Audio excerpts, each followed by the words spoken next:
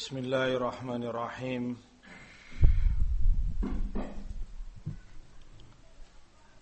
Alhamdulillah wassalatu wassalamu ala Rasulillah wa ala alihi wa sahbihi wa man wala. Amma ba'd. Ma'asyiral ikhwah rahimani wa rahimakumullah. Melanjutkan kajian kita tafsir Quranil Azim. Kita memasuki ayat 168 dari Ali Imran, yaitu firman Allah, alladzina qalu li ikhwanihim wa qa'adu law ata'una ma qutilu qul fadra'u an anfusikumul mauta in kuntum sadiqin. Mereka, orang-orang yang berkata kepada saudara mereka dalam keadaan mereka duduk, kalau saja mereka taati kami tidak akan mereka terbunuh. Katakan kepada mereka, tolak kematian dari diri kalian jika kalian jujur. Ayat ini terkait munafikin, Abdullah ibnu Ubay ibnu Salul dan yang bersamanya ketika para sahabat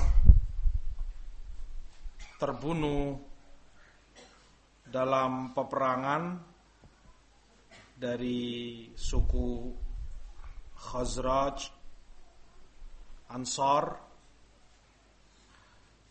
Ketika mereka terbunuh, munafikin ini pada berkata, lau ata'una, kalau saja mereka mau mendengar kami, kalau saja mau mentaati kami, yaitu gak usah pergi, gak usah keluar dari kota Madinah, di sini saja, pasti mereka gak akan terbunuh.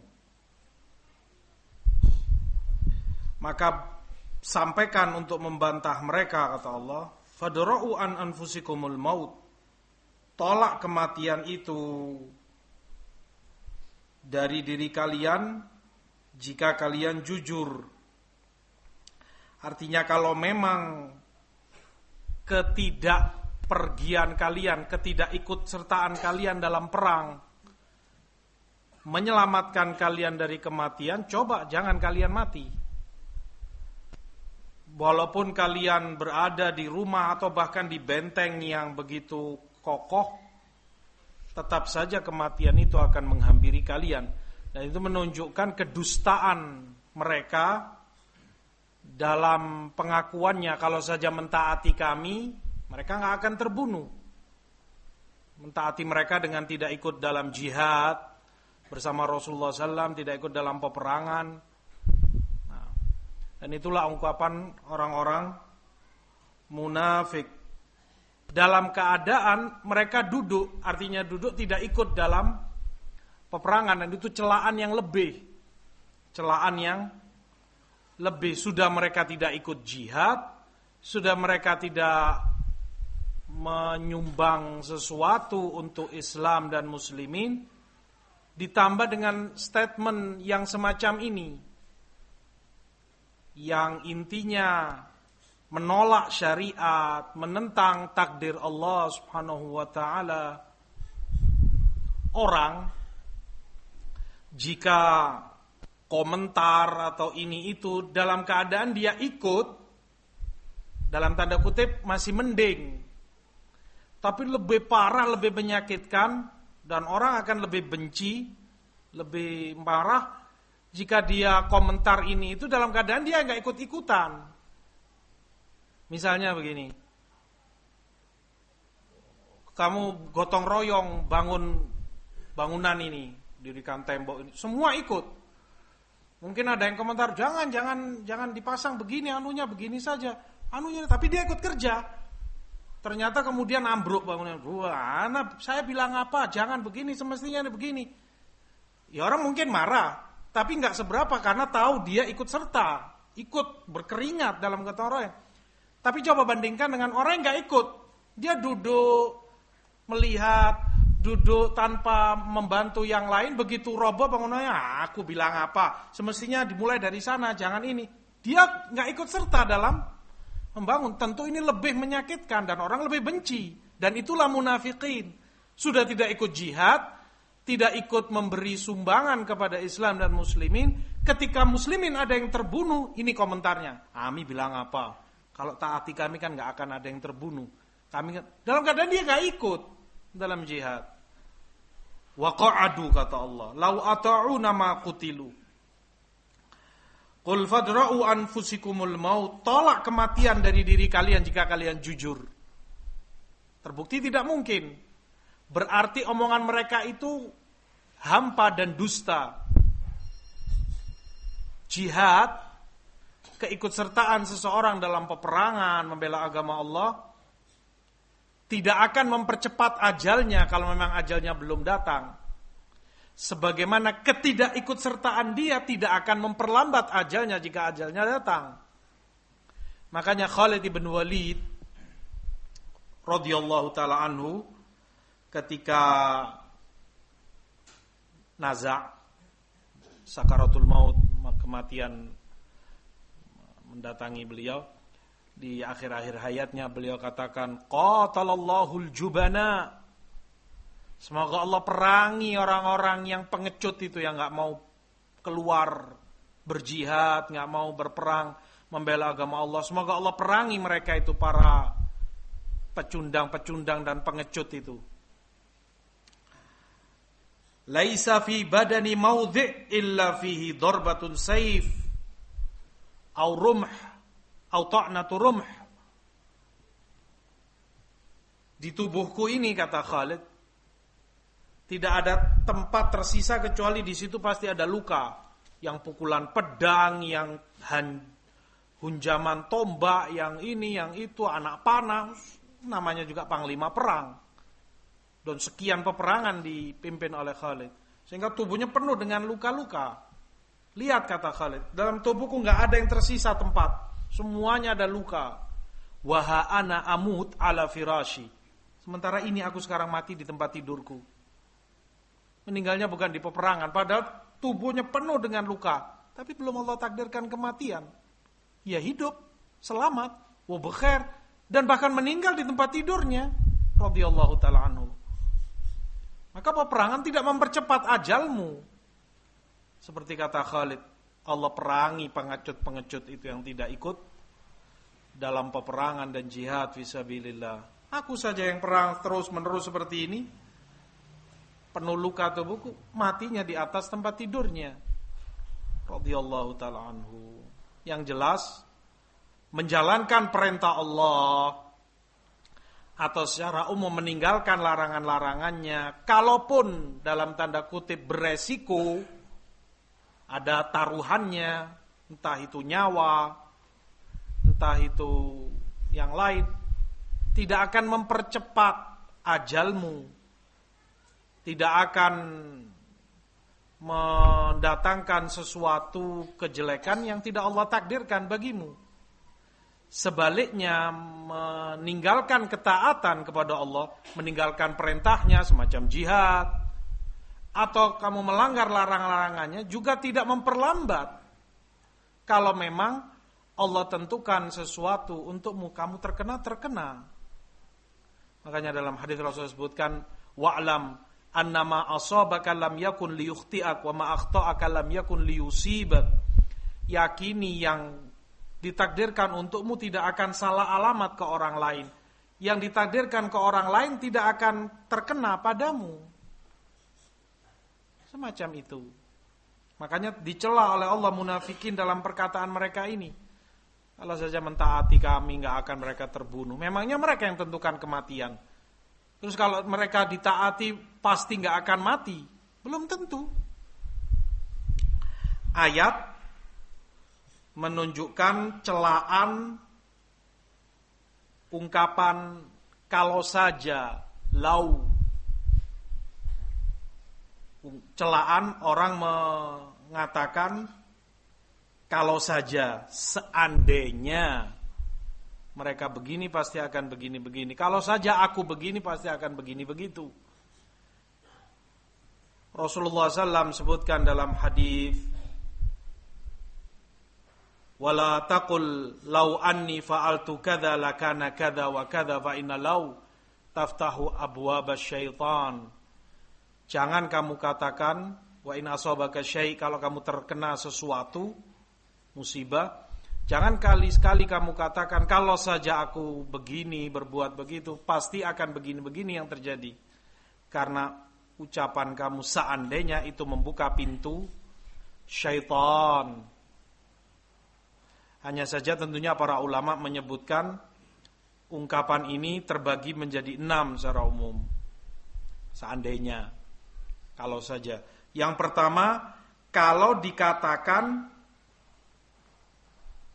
dalam rangka menolak atau menentang syariat, maka ini haram. Semacam ayat ini. Ungkapan munafikin ini dalam rangka menolak syariat, yaitu syariat jihad. Mereka nggak mau jihad, dan ini ungkapannya. Kalau saja mereka nggak ikut jihad, yang itu syariat. Kalau saja nggak perlu dituruti itu jihad, pasti akan selamat, nggak akan mati. Maka ini haram. Ungkapan semacam ini seandainya. Yang kedua, kalau ini diungkapkan dalam rangka menolak dan mengingkari takdir Allah. Menolak dan mengingkari takdir Allah, seperti yang Allah sebutkan di ayat lain, laukanu indana ma matu wa ma kutilu. Kalau saja mereka bersama kami di sini, kata munafikin juga, pastilah mereka tidak akan mati dan tidak akan terbunuh. Dan ungkapan semacam ini banyak di kehidupan sehari-hari. Misalnya, kamu entah anak atau siapa keluarga kamu sakit, kamu bawa ke rumah sakit ini, rumah sakit A namanya apa begitu. Mungkin kurang profesional, mungkin apa misalnya rendah servis yang diberikan. Al-muhim sampai Allah takdirkan mati di situ, ajalnya datang. Keluarganya yang awam dan jahil pada menyalahkan kamu. Coba dibawa ke rumah sakit itulah selamat. Coba kamu bawa ke sana, kan sudah kami ingatkan, itu rumah sakit jelek, nggak profesional sama sekali. Sana dokternya spesialis. Kalau kamu bawa ke sana kan ketulungan ini anak kamu, bisa selamat, bisa ini. Memangkah dia yang tentukan kehidupan? Hatta jangankan dibawa ke sana, yang lebih canggih dan lebih profesional pun belum tentu menyelamatkan. Takdir. Kalau ungkapan ini dilontarkan dalam rangka menolak atau mengingkari takdir Allah, seakan dia nggak terima. Coba kalau kamu turuti saya, jangan begini. Seandainya kamu ambil paket yang ini, seandainya kamu begini, kan akan begini kejadiannya, atau kamu nggak akan rugi seperti ini. Ini haram. Dan tadi membuka pintu syaitan. Selain tadi, seakan dia yang menentukan kalau kesana, kalau dia lakukan ini atau tidak lakukan itu, seakan dia pastikan pasti bisa selamat. Manusia tidak berkuasa dan tidak memiliki apa-apa. Naik mobil misalnya, subhanallah kecelakaan, nasallallahu alaihi wasallam. Orang kembali lagi, bilang apa? Coba naik pesawat kan lebih selamat. Enggak nurut, enggak didengar orang bicara, ini orang tua begini. Lah hatta naik pesawat berapa kali pesawat jatuh? Tidak ada yang menentukan, takdir Allah SWT yang menentukan segalanya, bukan daya dan upaya manusia. Yang ketiga, jika ungkapan ini diungkapkan dalam bentuk menyesali sesuatu dan kecewa atas sesuatu, ini juga haram, karena membuat orang tertekan pikirannya, beban mentalnya, sempit dadanya, menyesali dan kecewa atas sesuatu. Seandainya mulai kemarin ini saya lakukan, kan gak seperti ini kejadiannya. Oh, coba dari kemarin saya sudah bergerak, kan gak seperti ini. Dia betul-betul kecewa. Kenapa? Haram. Dengan ungkapan kamu kalau dan seandainya, ketika itu dari dasar kekecewaan, dari berangkat dari penyesalan, membuka pintu syaitan. Haram. Atau penyesalan misalnya, kalau saja nggak saya ambil ini kan nggak seperti ini kejadiannya. Tuh, laupo kemarin itu begini misalnya. Ngapain saya terima ini? Ngapain saya begini? Akhirnya kan seperti ini kejadiannya. Menyesali sesuatu yang telah Allah takdirkan. Haram. Yang keempat, digunakan kata-kata ini untuk membenarkan kemaksiatan seseorang.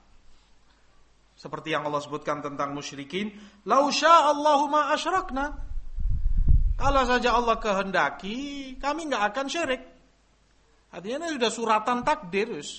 Begini tadi, ditakdirkan mencuri, ditakdirkan bermaksiat begini. Kalau Allah kehendaki, ditakdirkan kami enggak melakukan ini, enggak akan melakukan, tapi sudah suratan.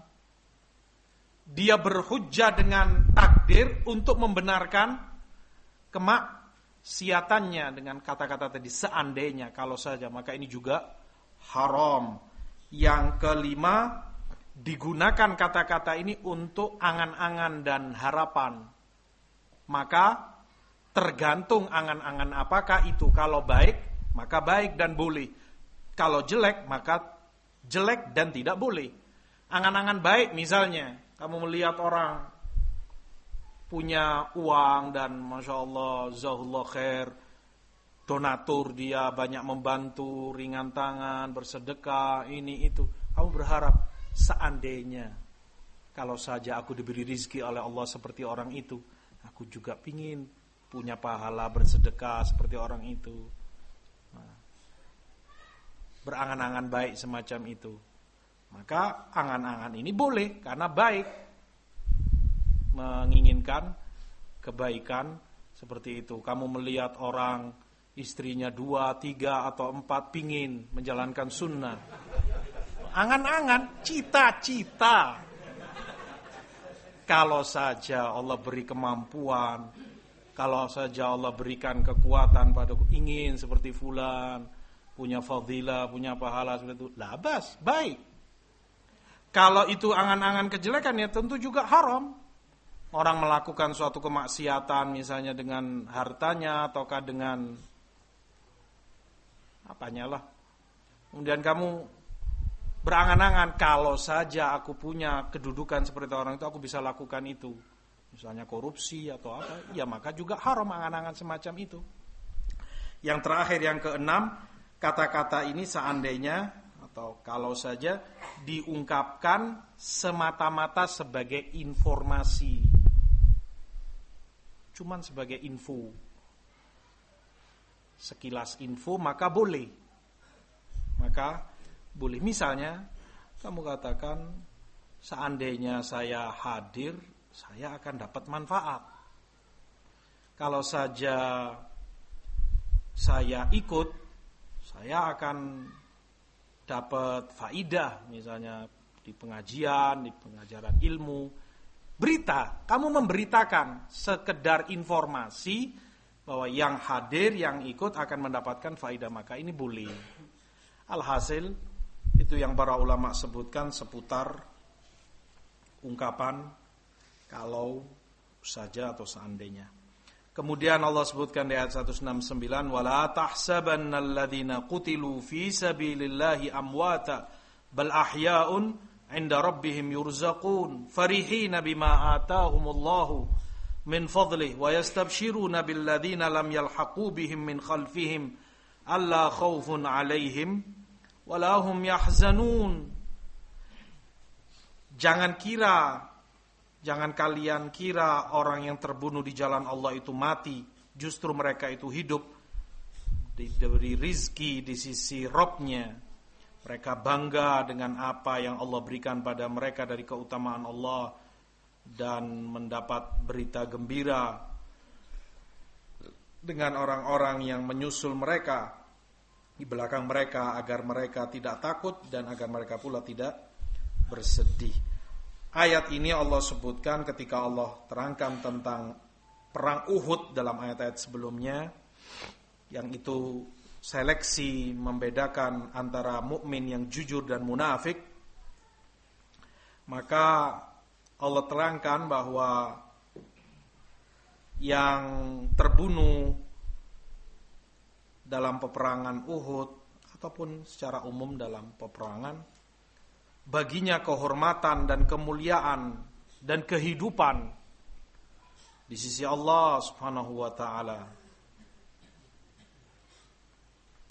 Ada yang menyatakan terkhusus ayat ini kepada syuhada Uhud, ada juga yang menyebutkan ayat ini terkhusus kepada syuhada Bi'r Ma'unah, sumur Ma'unah, kisahnya ma'ruf dalam sirah.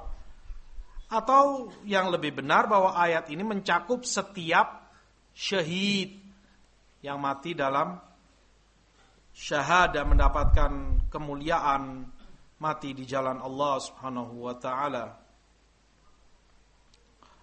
Di Abu Dawud dari Ibnu Abbas, Rasulullah sallallahu alaihi wasallam sabdakan, "Lamma usiba ikhwanukum bi Uhud, ja'alallahu arwahahum fi jawfi tayri khudr taridu anharul jannah ta'kulu min thimariha wa ta'wi ila qanadil min dhahabin mu'allaqatin fi dhillil arsh falamma wajadu tiba ma'kalihim wa mashrabihim wa makilihim qalu man yuballighu ikhwanana anna ahya'un fil jannah nurzaq li alla yazhadu fil jihad wa la yankalu 'indal harb." Faqala subhana ana uballighukum ankum. Rasulullah sebutkan ketika saudara-saudara kalian terbunuh di perang Uhud, Allah jadikan arwah mereka, nyawa mereka sebagai syuhada di dalam burung-burung yang hijau di surga. Nyawa mereka di dalam burung hijau di surga, mendatangi dan hinggap di sungai-sungai surga, makan dari buah-buahan surga, dan arwah itu di dalam burung itu, sehingga merasakan kenikmatan di dalam surga. Nasallallahu min fadlih. Kemudian burung-burung itu yang di dalamnya arwah para syuhada mukminin hinggap di kindil itu,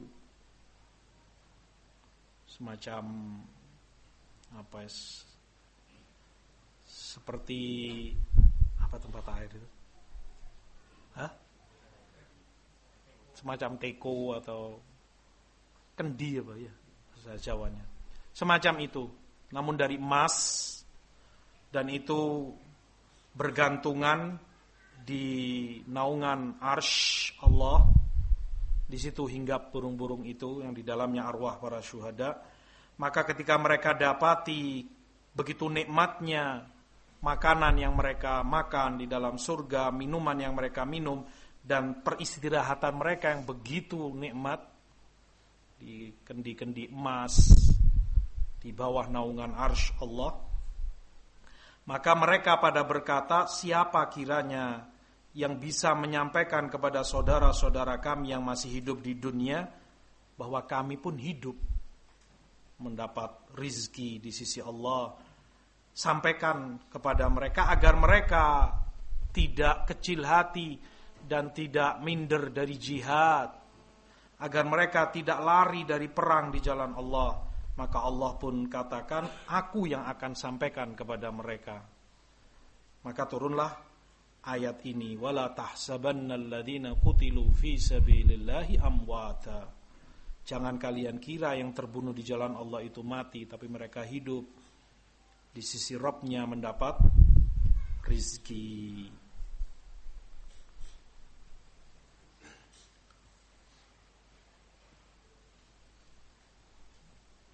Dengan demikian arwah para syuhada mereka mendapat kehidupan di sisi Allah, di dalam jannah, di surga Allah, walaupun tentunya jasad mereka dikubur,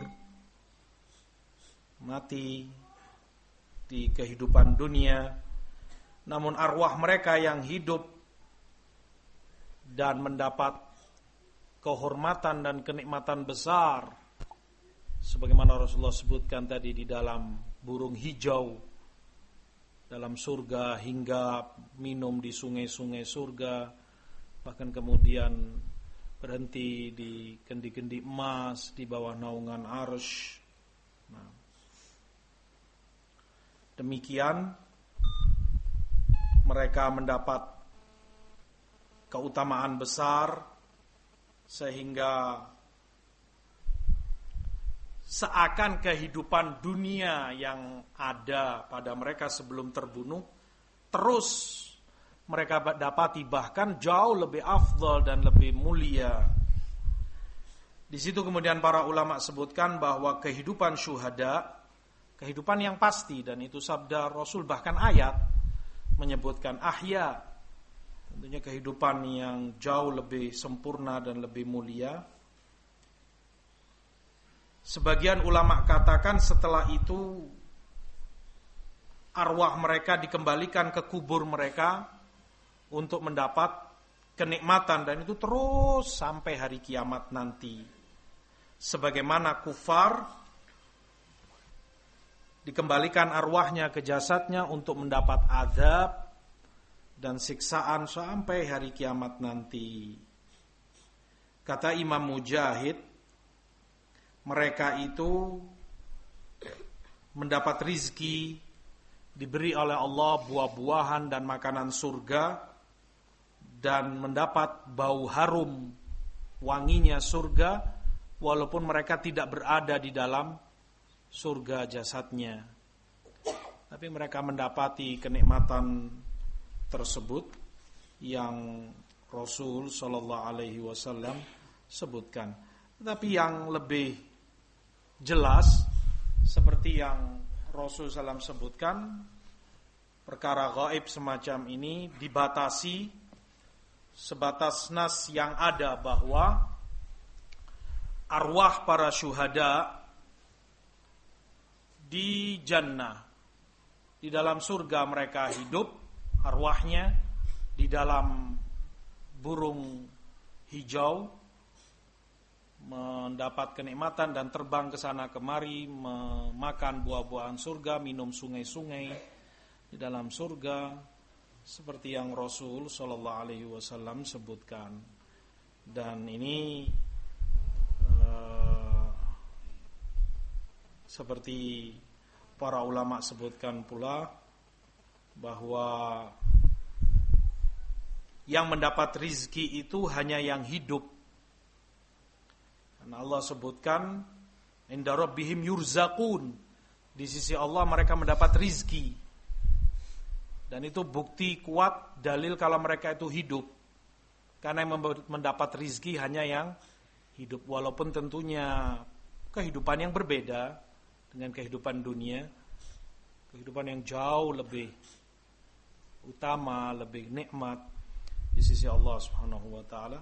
Dan ini pula seperti yang para ulama sebutkan,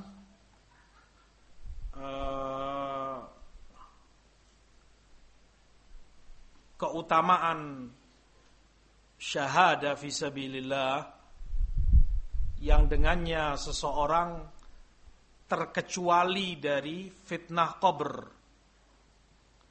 Sebagaimana Rasulullah sebutkan, kafa bibariqati suyuf alaihi fitnah. Cukuplah kiloan pedang itu sebagai fitnah bagi dia dalam peperangan. Artinya dia menghadapi kematian dalam perangnya. Ya namanya perang.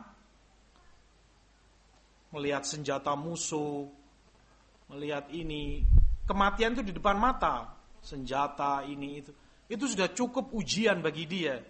Makanya syuhada yang mati dalam peperangan termasuk yang terkecualikan dari fitnah kubur, tidak akan difitnah di dalam kuburnya. Sementara selain mereka semuanya pasti akan menghadapi fitnah kubur, dan itu keutamaan yang Allah berikan pada mereka. Tetapi juga dengan menghadapi ujian yang juga berat. Tadi yang Rasulullah sebutkan, cukup kilauan pedang itu sebagai fitnah bagi dia, cobaan besar. Sementara keumuman mukminin yang mati fitnahnya di dalam kuburnya juga tidak kalah beratnya. Sebagaimana hadis di dalam riwayat Tirmidzi bahwa Umar radhiyallahu ta'ala an disebutkan kepada beliau oleh Rasul SAW, "Kaifa bika ya Umar idza ja'aka munkar wa nakir?" Bagaimana engkau wahai Umar, artinya kalau engkau meninggal didatangi oleh munkar dan nakir dalam kubur, idza mitta wa antalaqa bika qaumuk wa qasu thalathata adru' wa shibr fi dhira'in wa shibr. Ketika engkau mati dan setelah dikubur ditinggal oleh keluargamu yang mengantar mengubur, thumma ghassaluka wa kafanuka wa hannatuk, setelah tentunya mereka mandikan kamu, mereka kafani, thumma ihtamaluka fawada'uka fi, ketika mereka usung jenazahmu diletakkan di dalam kubur, ahalu thumma ahalu alaika turab, kemudian disiramkan tanah padamu di kubur, fa idan sarafu anka ataka fattanal qabr, setelah mereka pergi datang kepadamu wahai Umar dua malaikat fitnah, artinya dua malaikat ujian bagi yang mati di dalam kuburnya, Munkar wa Nakir. Dua malaikat itu Munkar dan Nakir, aswatuhuma karra'dil qasif, suara mereka berdua Munkar dan Nakir ini seperti halilintar yang menyambar keras, dan tentunya kenyataannya mungkin lebih dari itu. Kalau halilintar saja peka di telinga kita ketika kita mendengar sebelum hujan turun, itu saja sudah sangat begitu pekanya dan ketakutan orang, kemudian kecil nyalinya. Suara mereka seperti halilintar yang menyambar, wa absaruhuma kal barqil khatif, sementara pandangan mereka berdua kepadamu seperti pandangan kilat yang tajam dan begitu kuatnya. Yajurrani syu'urahuma, keduanya menyeret rambut keduanya, ma'ahuma marzabah min hadid lau ijtama'a 'alaiha ahlul ardi lam yuqilluha. Keduanya memegang marzabah, itu pemukul atau alat pukul dari besi yang begitu berat dan besar, yang kalau saja seluruh penghuni bumi, seluruh yang ada di muka bumi berkumpul untuk mengangkatnya, niscaya mereka tidak akan kuat mengangkatnya. Pemukulan itu yang dibawa oleh malaikat qabr atau fattanal qabr, Munkar wa Nakir, disiapkan untuk memukul yang tidak menjawab pertanyaan keduanya. Nas'alullah as-salamah wal afiyah. Umar pun kemudian katakan, ya Rasulullah, in faraqna fahaqqun lana an nafruq. Wahai Rasulullah, kami takut mendengar yang semacam ini dan pantas kami untuk takut. Bagaimana tidak seperti itu sifat mereka. Anub'atsu ala ma nahnu alai, apakah kami akan dibangkitkan kelak di yaumul qiyamah seperti apa yang ada pada kami ketika di dunia? Yani untuk jaminan.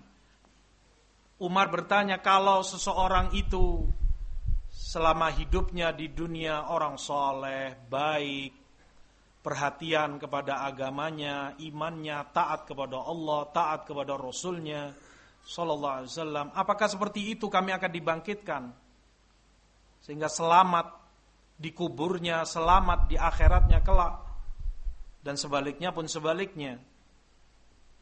Artinya yang hidupnya wal'iyadzubillah jauh dari ketaatan, tenggelam dalam kemaksiatan, dalam penyimpangan-penyimpangan syariat,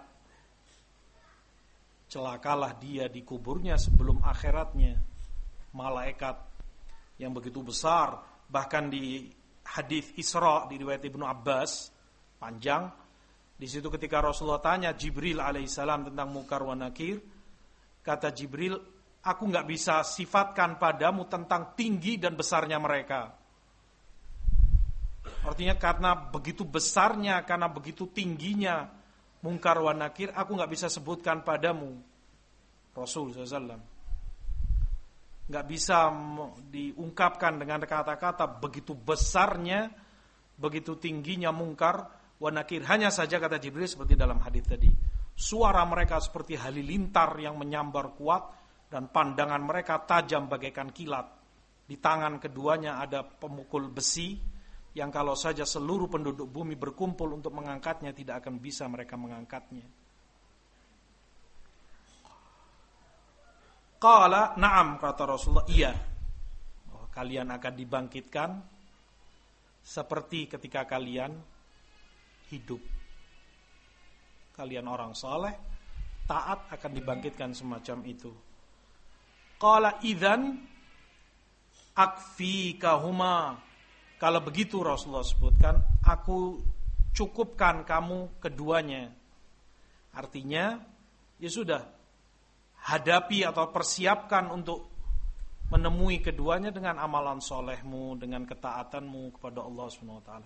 Al-muhim itu fitnah di dalam kubur berat. Nah, sementara syuhada dikecualikan dari itu, tidak akan menghadapi itu. Tadi yang ulama sebutkan, karena kematian di medan perang atau senjata dan orang mempertaruhkan nyawanya dalam peperangan, itu sudah cukup fitnah bagi dia, tidak akan diulang lagi di dalam kuburnya. Makanya mereka termasuk yang dikecualikan. Tentunya para nabi dan rasul di saf terdepan yang dikecualikan dari fitnah kubur. Demikian para ulama sebutkan.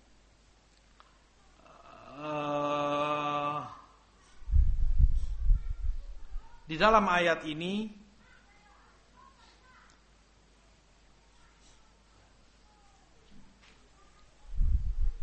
para ulama tafsir juga sebutkan bahwa arwah kaum mukminin yang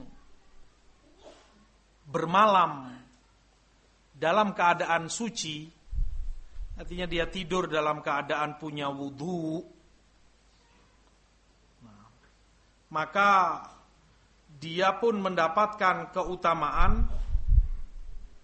Disebutkan mereka ruku dan sujud di bawah arsy, dan itu sampai yaumul qiyamah. Jika dia mati dalam keadaan punya wudu, dan itu keutamaan tidur dengan taharah, tidur dalam keadaan membawa kesucian, membawa wudu.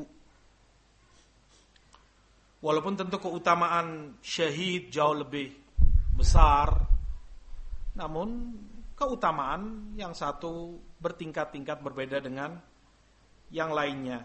Selain itu, syuhada yang mati syahid, jasad mereka tidak akan musnah di dalam kuburnya dan tidak akan termakan oleh tanah.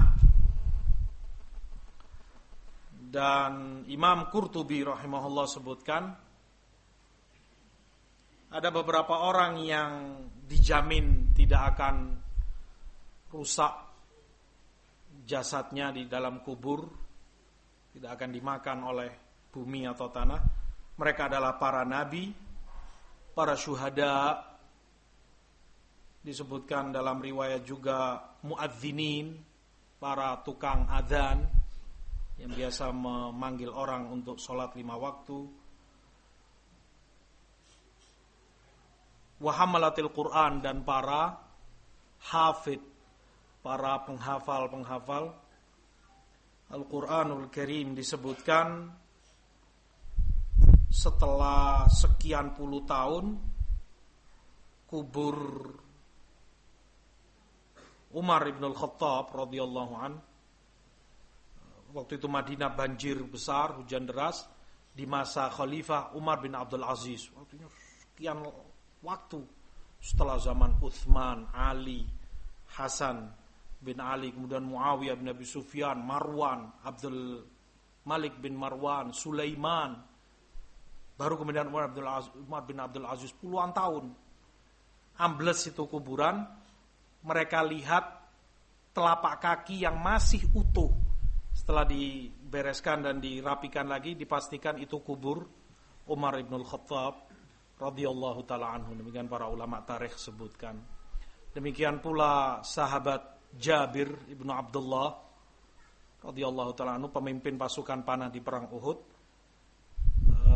Setelah sekian puluh tahun didapati kuburnya rusak, maka dibenahi atau dipindahkan, disebutkan jenazahnya dalam keadaan tubuhnya masih utuh, bahkan seakan seperti hari itu meninggal, masih bersih, masih wangi, radhiyallahu ta'ala anhu wa ardhah. Yang jelas itu keutamaan dan fadilah yang Allah berikan kepada mereka.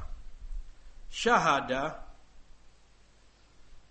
yang mati syahid ini di dalam syariat mereka ini tidak disolati. Mereka ini tidak disolati seperti orang yang hidup hakiki. Layaknya kita hidup begini, orang hidup nggak disolati, sholat jenazah. Karena yang syahid ini hidup, walaupun hidup yang berbeda, maka mereka pun dalam syariat tidak disolati. Hanya saja ada perselisihan di antara ulama tentang memandikan mereka dan juga mensolati mereka. Malik dan Syafi'i serta Abu Hanifah, Tsauri menyebutkan bahwa syuhada, semua yang mati syahid dimandikan dan disolati. Yang mati syahid semuanya dimandikan dan disolati, kecuali yang mati di medan perang. Ketika peperangan berkecamuk, hanya mereka yang tidak dimandikan dan tidak disolati. Yang meninggal di medan perang ketika laga sedang terjadi, di situ dia terbunuh, ya sudah, tidak dimandikan dan tidak disolati. Demikian Imam Malik, Syafi'i, Abu Hanifah dan yang lain berpendapat. Sebagaimana Rasul sebutkan dalam hadis Jabir, adfinuhum bidimaihim, kubur mereka dengan darah-darahnya, berkecucuran darah, kubur seperti itu, jangan dimandikan, jangan dibersihkan darahnya. Hadis diriwayatkan oleh Bukhari. Di Abu Dawud dari Ibnu Abbas, amara Rasulullah biqatla Uhud an yunza anhumul hadid wal julud wa an yudfanu bidimaihim wa thiyabihim. Para syuhada Uhud, Rasulullah perintahkan untuk mereka diambil baju besinya, kemudian dikubur bersama dengan pakaiannya yang mereka mati dengannya, dan darah-darahnya dikubur seperti itu. Demikian pula menjadi pendapat Imam Ahmad, Ishaq bin Rahuya, Auza'i, Dawud bin Ali dan banyak para ulama hadis dan fuqaha rahimahumullahu ta'ala, terkhusus yang meninggal di peperangan.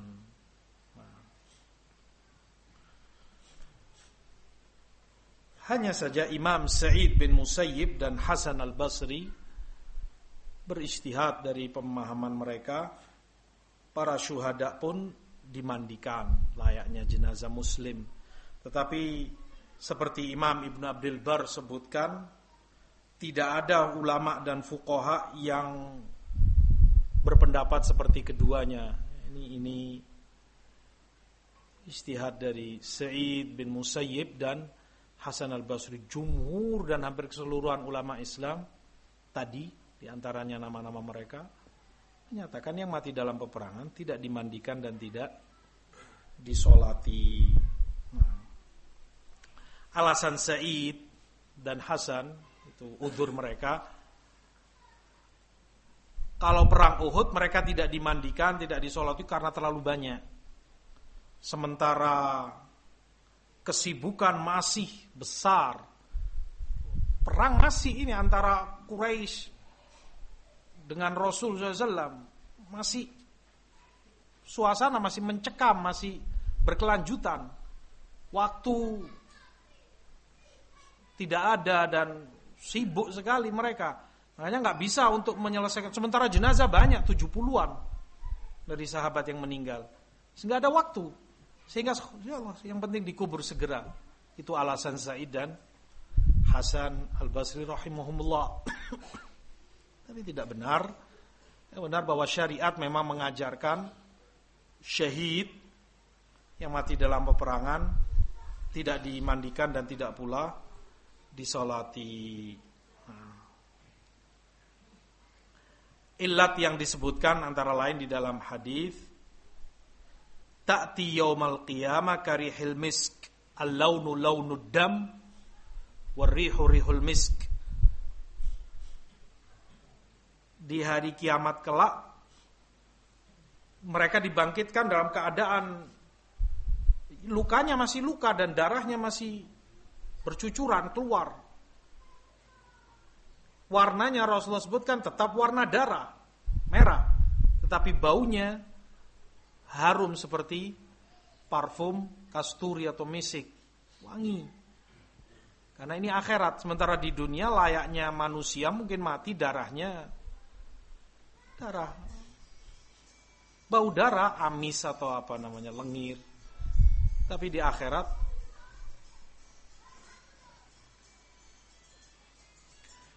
akhirat perkara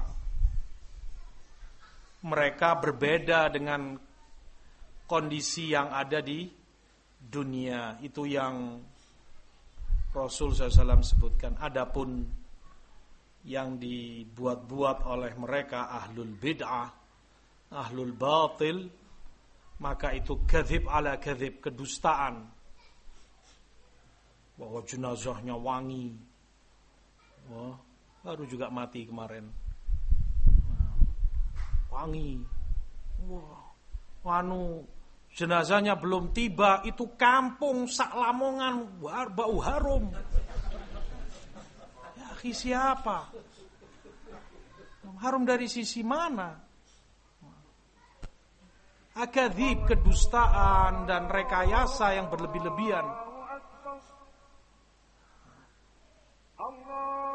Yang seorang mukmin yang berakal dan punya iman akan malu semestinya membawa berita-berita dusta yang semacam itu. Nah, sebagian mereka seperti para masyayikh dan ulama sebutkan sengaja melakukan sesuatu trik yang dengannya untuk menipu para orang-orang yang lemah ilmunya, lemah keagamaannya, untuk tertipu dengan cara yang sembunyi-sembunyi. Ketika jenazah mereka itu diletakkan, sebagian mereka memercikkan parfum dan wewangian ke kuburnya. Kemudian orang yang nggak tahu dan tidak perhatian akan harum, masya Allah, jenazahnya berarti ini disambut oleh malaikat, begini, begitu.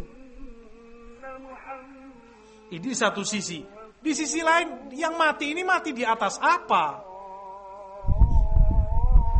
Mati di atas apa? Dia mati dalam keadaan memerangi pemerintahnya.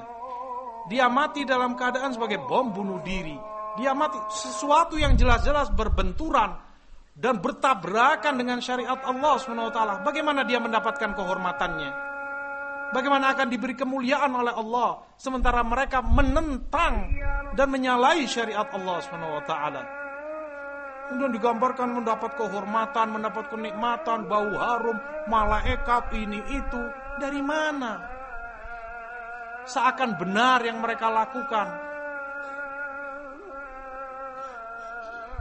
Nasallallahu alaihi wasallam. Orang yang tidak punya modal, tidak punya hujjah, bisanya hanya merekayasa dan membuat hal-hal yang fiktif dan dusta-dusta semacam itu. Karena untuk membawa sesuatu yang hakiki, menyampaikan sesuatu yang bermanfaat, ilmu, gak ada, karena mereka memang tidak miliki. Sementara mereka harus bicara dan memberi kepada umat persaksian. Ya seadanya kedustaan. Oh ini itu. Ya akhi, malulah. Malu kepada Allah. Kemudian malu kepada kaum mukminin. Malulah kepada kaum mukminin. Termasuk dugaan buruk kepada Allah, seperti yang Allah sebutkan dalam Quran, yadhunnuna billahi ghairal haqqi dhannal jahiliyah. Mereka itu menduga-duga jelek kepada Allah, dugaan jahiliyah. Termasuk makna ayat menduga jelek, dugaan jahiliyah kepada Allah ketika disebutkan atau diyakini Allah memberi penghormatan dan kenikmatan kepada orang yang bermaksiat kepadanya. Allah memberi kemuliaan, kenikmatan, keistimewaan kepada orang yang justru menentang syariat Allah, menyimpang dan menyalahi tuntunan Rasulullah SAW. Yang semacam ini bagaimana akan dimuliakan oleh Allah? Kan hina berarti Allah. Merekanya bermaksiat, merekanya menentang syariat Allah, menentang pemerintahnya, menyalahi syariat Allah, melakukan bom bunuh diri, membunuh orang yang tidak boleh untuk dibunuh walaupun dia kafir, terjaga darahnya dan nyawanya, menentang syariat Allah. Kemudian ketika dia mati dimuliakan oleh Allah, dihormati oleh Allah. Mereka menduga jelek kepada Allah dan itu dugaan jahiliyah.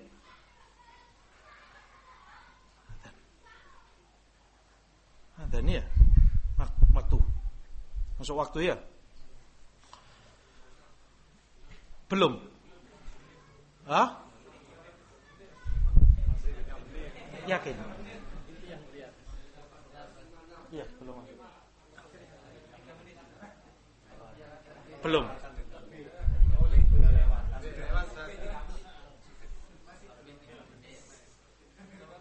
Kajian berikutnya, wallahu taala alam, sallallahu alaihi Muhammad, walhamdulillah.